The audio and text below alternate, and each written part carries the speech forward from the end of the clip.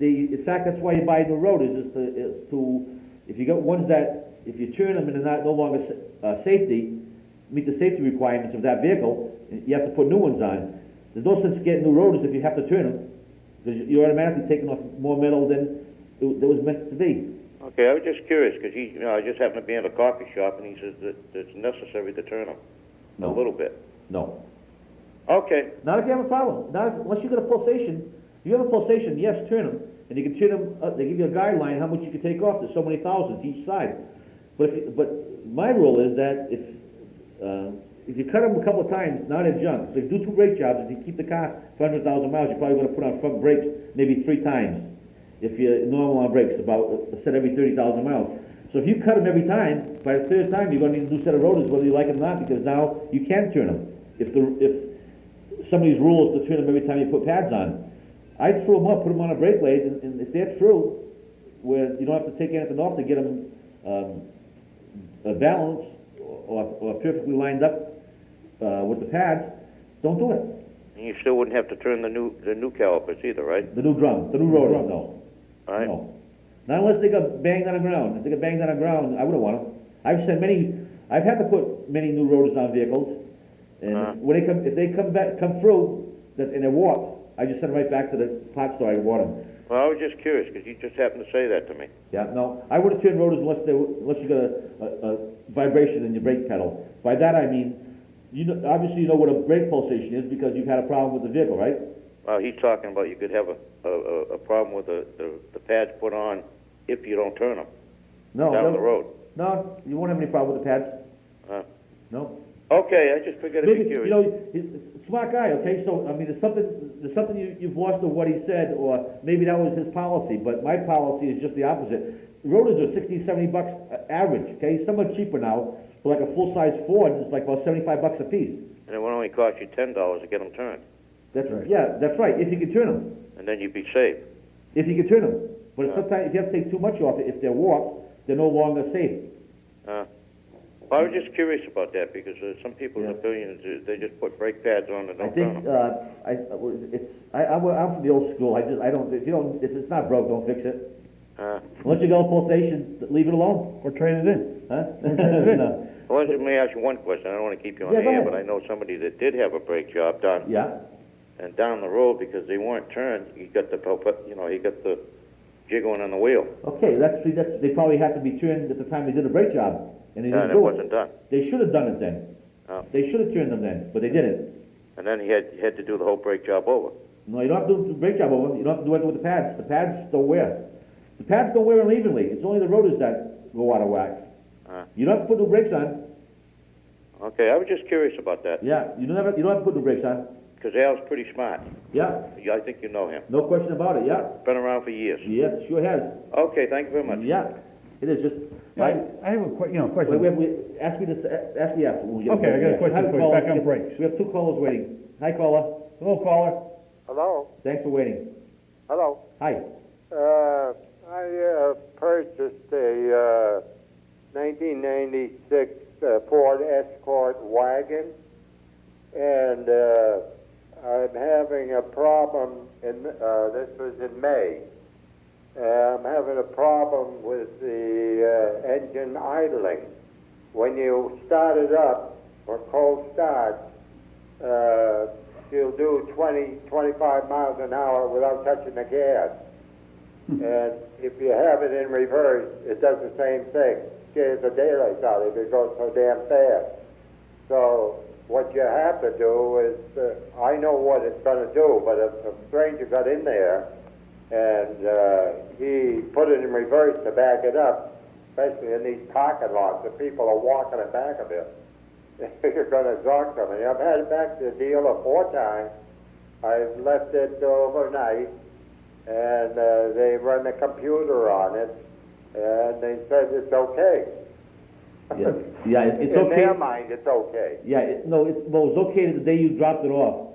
What the cure's going to come is when you can talk to the service department into having one of the mechanics or a salesman take that car home with them and to experience the problem that you've got. Well, they kept it overnight just for that purpose. Yeah, they probably didn't drive the car. Somebody probably didn't take it. Well, They probably just left it inside the shop. See, another problem with it is the engine's so small, it's a four-cylinder, there's very little liquid in it. Now, if I go shopping in a half or three-quarters of an hour, I might get a cold engine again. Right. Yeah, so this is a continuous thing. Okay, but the thing is, it's a fuel-injected vehicle, and it does have a bypass valve on it, I believe. Is it a 2.3 liter? Huh? Is it a 2.3 liter? Yeah, it's a four-cylinder job. Okay. You know what it is. Right. I think it's got a motorcycle engine. Yeah, The way yeah, that I yeah, it's a little bigger than a motorcycle engine, but it does have a valve, okay, and how many miles do you have on it?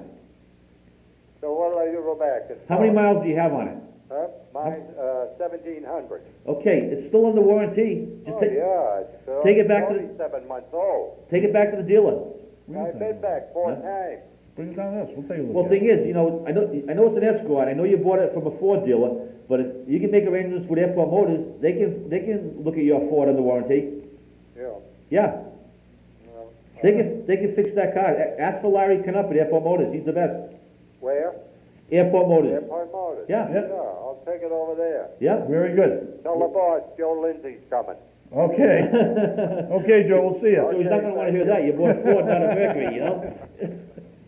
Thanks for calling. Hi, we have another caller. Hello. Yeah, hello, Eddie. Hi. Dr. Wales, great job. Love the show. Thank Just you. call. I know you have people helping you out behind the scenes. I was wondering if Al and Bob could take a bow tonight. I'd like to see them on the show. I know Alan? they do a lot behind the scenes. Alan, Bob? Yeah, thank you. Okay. Okay. Thanks for calling. We all set with callers? All set. Okay, it's, a lot of people don't know, it's, if you've got a Ford, and if you're not happy with the service, and, because it's a Ford product, you can take it to, Mercury. We will service any Ford product. Right. We'll do a warranty work, Just- we'll do all work. Just call with the, call for an appointment. Call for an Right, appointment. but it sounds like the idle, high idle, it sounds like a stuck air bypass valve. In the old days, it would have been like a bad spring, the return spring on the linkage, or like a cam that was not pulling not going off high idle, or a choke, bad choke. Doesn't sound like it's a very difficult problem, because, you know, we do sell a lot of the Tracers, which is just like an Escort. Right. And I've never had complaints on that. Yeah. Well, I've run across a few Tauruses that are actually like going down the road at 45 miles an hour. Bad air control valves. You know, and I had a question for you. You know, it seemed like we had a few calls tonight on brakes. Right. Now, I appraise a lot of cars, you know, from the imports Right. to the domestics. You know, I've appraised probably every car that's ever been manufactured. And it seems like there's more and more brake dust problems Yes. in every model. Yeah, What's the reason? You notice that because, I'll tell you the reason. We have a caller. Okay, let's go back. Hi- Okay. Okay, hi caller, thanks for waiting. Yeah, thanks again, Ed. I'd just love to see Al and Bob take a bow. I know they were a big help. I think they deserve a little recognition. If they could just come out and take a bow. He did, he's in the back room and he just took a bow. We saw him. Yeah. Right. Alan, brother? Okay, the reason is they've always had some brake dust, Billy. Okay, what's happened is because the Lincolns and the town cars have the fancy chrome, the mag rims and stuff. So what happened is that the pads are made out of metal now instead. They're metallic pads instead of asbestos, which didn't rust. Right. They're made out of metal now, which does rust. The black goo you're seeing on them rims is It's incredible. You notice that it's always on the front and It's always on the front. the drum, because the ones that have the drum brakes, they don't have the problem. Hi, we have a caller. Thanks for waiting. Hello? Hello, Hi. can you hear me? Yes, sure. I have I can't hear you though. Okay, keep talking. We can hear you. Still can't hear you. Yeah, we can hear you. Go, keep talking. Sorry, I can't hear you. That's okay. Keep talking. I have a Voyager, and a '93 Voyager, and when I go to back it up in the morning, I get one heck of a thunk from the transmission in reverse gear. After the car warms up, it's okay, but I don't see why I get such an awful jolt at the first time. Well, the reason is the racing higher. I'm sorry? Does it race higher in the morning? It doesn't seem to be. Okay. It's usually in the morning, just ever so slightly. One possibility is that it's idling a little bit too high. You'll have to take it to a service facility to check it. It could be either idling too high, or you got a bad motor mount, or a bad transaxle mount. Yes. I took it to, it's still under warranty, so I took this back twice, and the problem still persists. They changed my motor bone mounts, Right. and the second time they changed they put some sort of a kit inside the transmission. Right. And I don't know why, but the problem is still there. It still clunks real hard when it's cold, huh? Yep, Is it a 4-cylinder? it's a 6-cylinder. 6-cylinder. Yeah, it's a was it a 3.0? 3.3, I think. A 3.3, that's the Chrysler engine, yeah? Yes. Okay, they do have some clunkiness into it, but if yours is extreme, I would still have recheck those mounts and check that idle speed one more time. Idle speed? Yeah, Yeah. because it okay. might be idling just a lot faster than it calls for in the morning. When it warms up, the idle slows down dramatically, and that's Yeah, why. as soon as it warms up, I don't have the problem. That's right. Yeah, I would have them check that idle. Check the idle. Yeah, definitely.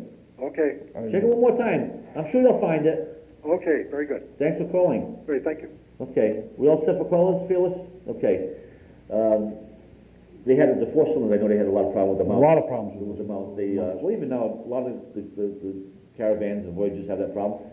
I know we can call up and they stock 3 or 4 mounts for all the models because there's the front-wheel drive cars, tremendous impact now because there's no rear end in the back, okay? In the old days, you used to have a mount, the rear-wheel drive cars where they had the mount on each side of the engine, one at the back of the transmissions, but the engines went left to right as you were sitting behind the steering wheel. Now with the front-wheel drive cars, And the engine's transverse.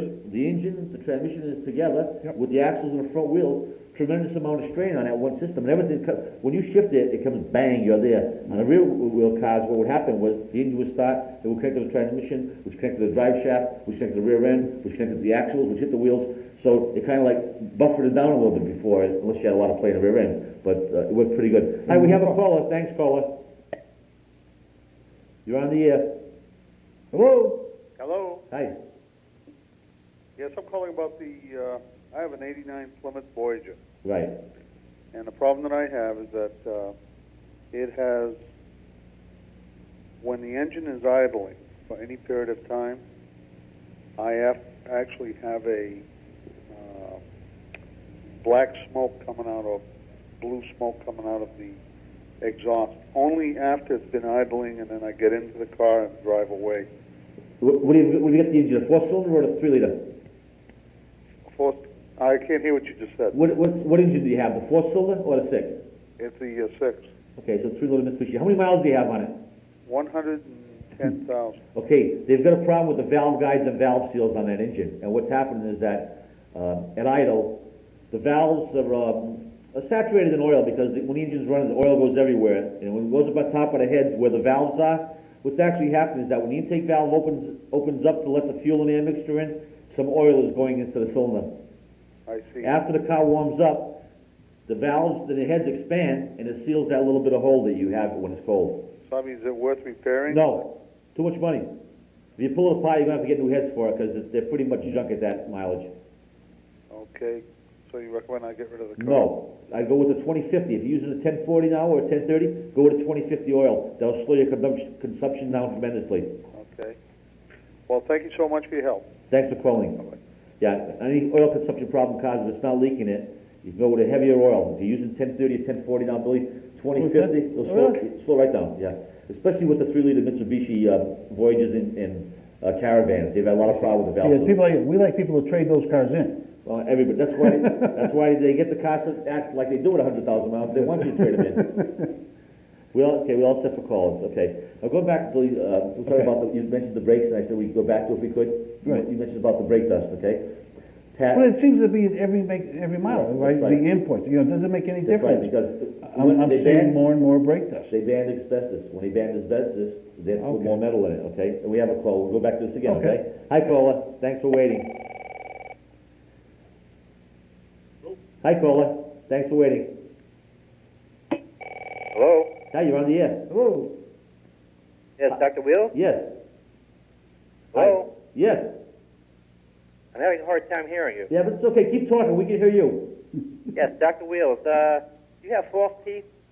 I don't know. Do you have a car question? And that guy on the left should have a hair transplant. Yeah, he does, yeah. He Thanks a lot, Carl. I have to go to the bathroom now, thanks. Okay, thanks for calling. I guess he's a cosmetologist. Thanks for calling, caller. We have another caller. Hello? Hi. Hi, I have an older car. I'm wondering what I could do to get it ready for winter. What kind of car do you have? I have an 88 Buick Century. 88 Buick Century. You want to know what to do with it to get it ready to put away Yeah, I for know, winter? change the oil, and what should I do? You want to run it for winter? Yeah, I want to make sure it lasts. Okay, how many miles do you have on it? 110,000. Yeah, that's okay. What do you have, the V6, 3.8? V4. V4, okay. Then you get the V6, but, was it Century? Yeah, it is. Okay, the best thing you do is if you've done the antifreeze yet? No, I haven't. Okay, what you want to do is you want to check and refill the antifreeze unless it's just been done. You want to check the transmission fluid for the winter. You know, there's a lot of slipping and sliding. It's tough on the transmission, so you want to, if you haven't had the transmission service in a long time, new oil, filter, gasket. You want to change the engine oil and filter. You want to change the fuel filter and air filters. If you haven't done the wiper blades for a long time, you want to put new wiper blades on it. You want to make sure your reservoir for your windshield washer solvent is full.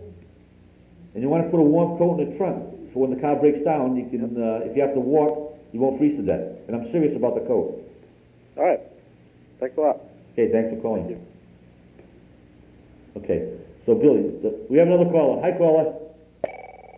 Yes. Hi. Hello. Yeah. I have a 71 Volvo, and when you shut off the ignition, the engine keeps on running. Right, does it run forever, or is it just diesel for a short time, then shut off? Diesel's out. Okay, it's idling too fast. You got the 4-cylinder. They've got a problem with those things. They got an air control valve next to the carburetor, or the fuel next to the fuel housing anyway. And some of them they've got like a delay on it. And what that was meant for was to clean up the emissions. A lot of them are sticking and letting the air in too long, and it's making the car diesel. Oh, thank you very much. Yeah, there's a problem with them. You can fix that. It's not a big thing. It's a little valve that's on the side. Great. Thank you very much. Yeah, thanks for calling. Hi, we have a caller. Hi, caller. You're on the air. Hello? Hello? Hello? Hi. Hi. I'm having trouble with my heat. Okay. It doesn't heat up. Okay, what kind of car do you have? Caravan. What year? 86. What Takes do you- about 20 minutes for it to feel any kind of heat. Okay, do you have the 2.6 Mitsubishi, or do you have a V6? V6. All right. Do you have a temperature gauge or an idiot light? What's that? On a dashboard, do you have a temperature gauge or an idiot light? Gauge. How far does the gauge go up? Not very far. Okay, you probably got a thermostat problem. In the wintertime, you want that needle to run almost halfway. If needle's not going up that far, you want to change the thermostat and put a 195 thermostat in it. Okay. Yeah, and that'll probably take care of your problem. Yeah, cheap fix. Okay. Thanks for calling. Okay. So go back to the brakes again, Billy, okay, for the ninth time. What happens is that we have a caller. Hi, caller. Yeah, hello, Dr. Wales. Hi. I was wondering if you could tell me what an idiot light is. Yeah, it's a little, instead of a gauge, a gauge a needle that sweeps up and down, you have a red light. When a red light comes on, it means that Too late. it's too late. And when it doesn't come on, it means it's okay. Like when the red light comes on? Yeah. Do you have to be an idiot to know it? Well, that's why they call them idiot lights. Oh, well, then maybe Bobby can help me. Tell him there's a lunch card in it for him. I know Al's a little sensitive about the weight, but I'd love to see him on the TV. See ya. Thanks for calling. Okay. And we have a caller. Hi, caller. Hello. Hello? Hi. Yes, Dr. Wheels. Okay, what's your question? Dr. Wheels, can you hear me? Yes. Yes, go ahead. Speak up. We can hear you. Dr. Wheels, we have a 91 Mercury Sable with a 3.8 V6 front-wheel drive. Right. We're getting a very strange vibration at about 55, 60 miles an hour. Yeah. We've inspected the tires, and it appears to be coming from the rear of the car. Yeah. Similar to what you might experience if you had either very low pressure or indeed a flat tire. Right. But when we inspected the tires and in fact checked for balance, they will seem to be fine. Right. Okay, do you have a full-size spare? I'm sorry, sir? Do you have a full-size spare? Yes, sir. Okay. Okay, do you think it's like the right rear or the left rear that's giving you the problem? It appears to be in the left rear area. All right, take off the left rear tire, put your spare on. Take it for a Okay. ride down the road. If the vibration goes away, that's your problem, the tire or the rim. If it doesn't go away, put the tire back on again, take your spare and put on the right rear tire, and try this and repeat the procedure. You got a tire imbalance, either the tire or the rim. When you find out which one it is, that'll cure your problem. Okay, now, one of the things we experienced is going down a hill with the car in neutral. The vibration seemed to go away. Okay, as you know, it's a front-wheel drive vehicle, so it's... That's correct. Okay, so there's nothing going back to the back wheels to turn it. So it's, if it goes away, then I would look for the front tires. But if you think it's for the rears, go, if you have a full-size spare, go do what I tell you. Something's going to change. Even if your spare is a marginal tire, something's going to change. The vibration is going to be different at a different speed, or something will happen. When you find out which tire it is, then I'll do it. I can almost guarantee you that it's a tire or a rim.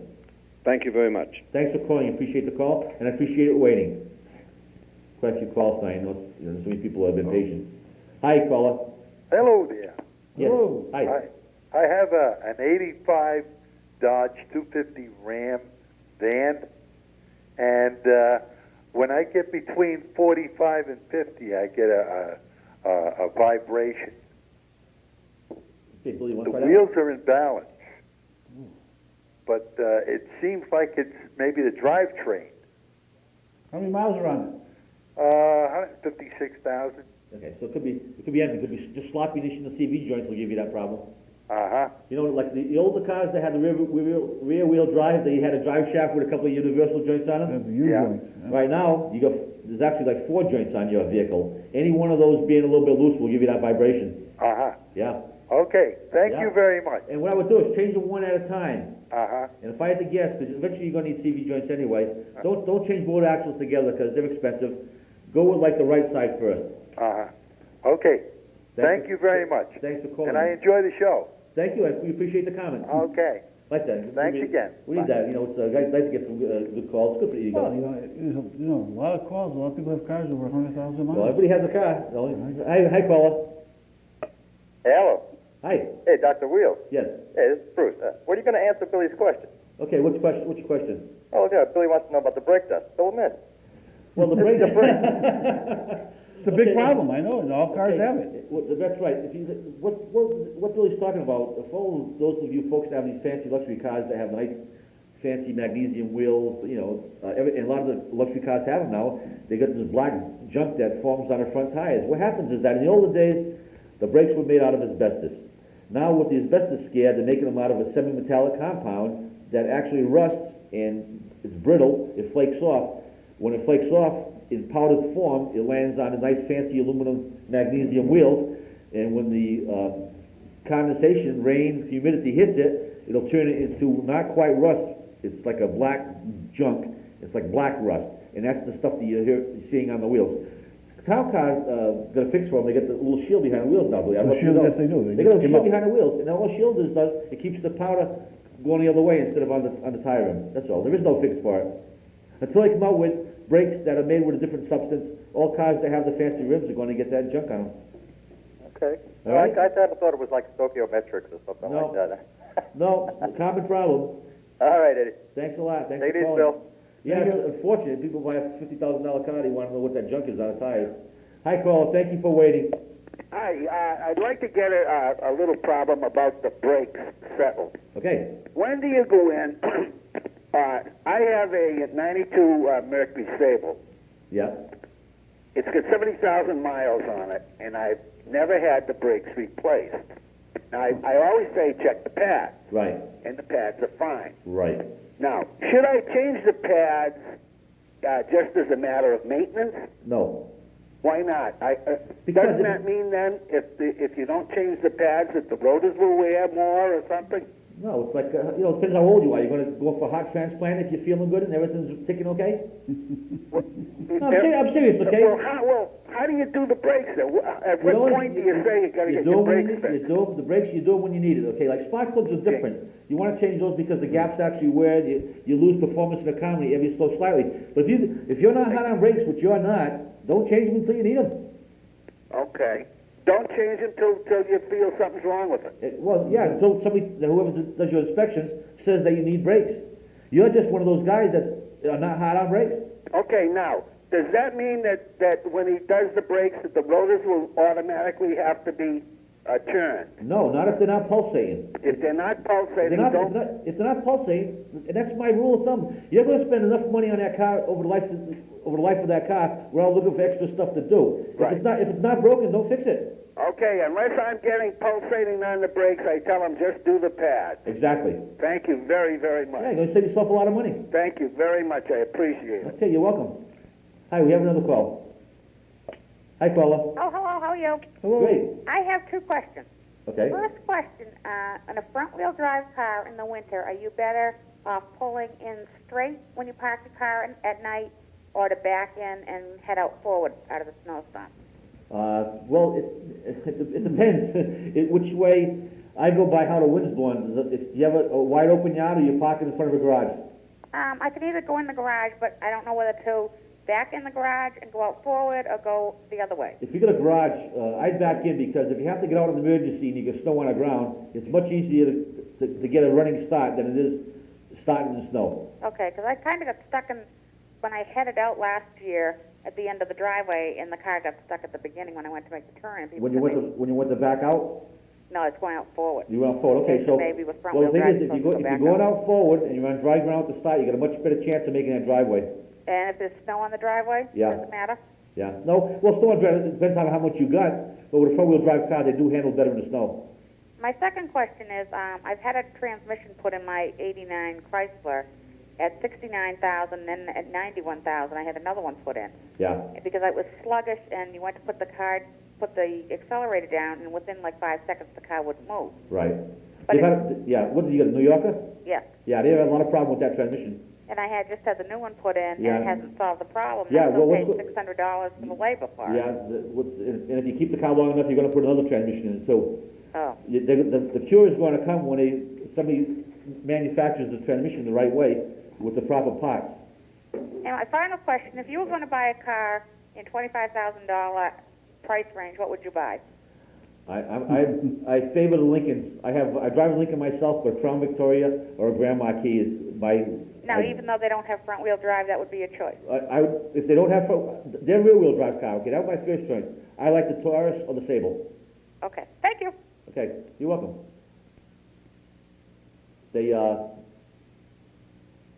We have 5 callers. We have 5 seconds left. Okay, Billy, thanks for coming. I'm going to give you a gift certificate. Go for a walking tour of beautiful downtown Dennisport for being my guest. Hey, thank you very All much. right. I'm glad I could come. Thanks a lot for coming. Okay, now I want to go back to the same thing. You can see why people are getting